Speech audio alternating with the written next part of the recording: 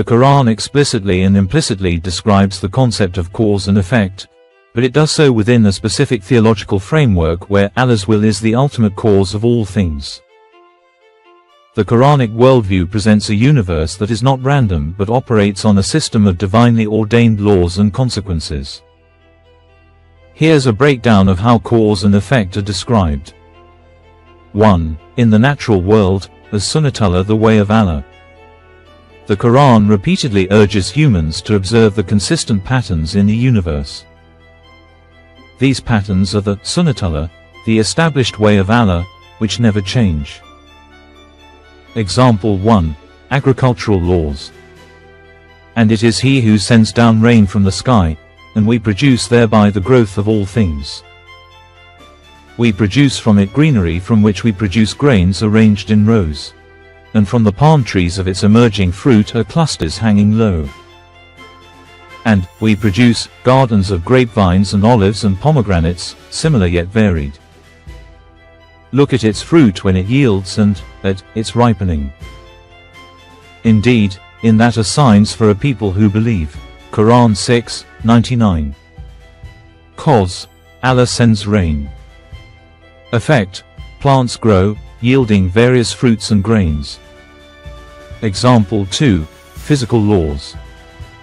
And He has subjected for you the night and day and the sun and moon, and the stars are subjected by His command. Indeed, in that are signs for a people who reason. Quran 16:12. The word subjected, sakkara, implies that these celestial bodies operate according to a precise, dependable system, a system of cause and effect that humans can rely on and study. 2. In human society and morality. The most powerful descriptions of cause and effect in the Quran are in the realm of human actions, beliefs, and their consequences, both in this world and the hereafter. Cause, good deeds and faith; effect, reward and paradise. And give good tidings to those who believe and do righteous deeds that they will have gardens, in paradise, beneath which rivers flow. Quran 2:25. Cause, evil deeds and disbelief; effect, punishment and hellfire. And fear a day when you will be returned to Allah, then every soul will be compensated for what it earned, and they will not be wronged. Quran 2:281. Cause, arrogance and corruption; effect, societal collapse. The Quran contains many stories of past nations, like those of Noah, Abraham, and Lot, where the cause of their transgression and rejection of prophets led to the effect of their destruction. So each we seized for his sin, and among them were those upon whom we sent a storm of stones, and among them were those who were seized by the blast from the sky, and among them were those whom we caused the earth to swallow, and among them were those whom we drowned. And Allah would not have wronged them, but it was they who wronged themselves. Quran 29:40. 3. The ultimate cause, the will of Allah, the primary cause. This is the most crucial theological layer. While the Quran acknowledges secondary causes, like planting a seed to get a tree, it constantly emphasizes that Allah is the ultimate cause, al-Musabbib al-Asbab, the causer of causes. No effect happens without the permission and will of Allah. And you do not will except that Allah wills. Indeed, Allah is ever knowing and wise. Quran 76-30. Even when a natural cause is present, the outcome is from Allah.